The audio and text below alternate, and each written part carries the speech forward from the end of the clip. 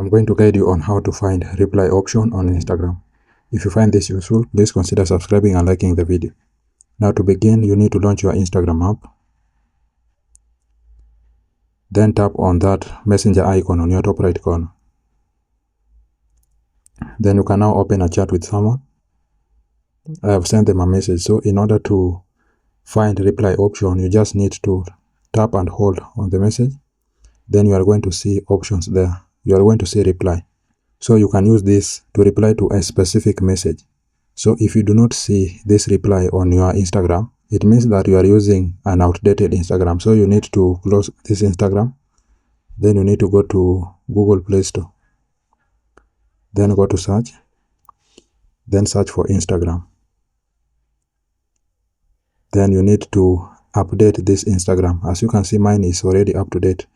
So you'll be able to find reply option on your Instagram. So that's simply it, guys. The only thing that you need to do is to update your Instagram app and you'll be able to find that option of reply. I hope this was useful, and if it was, please leave a like and subscribe to the channel. Thank you guys for watching and have a nice time.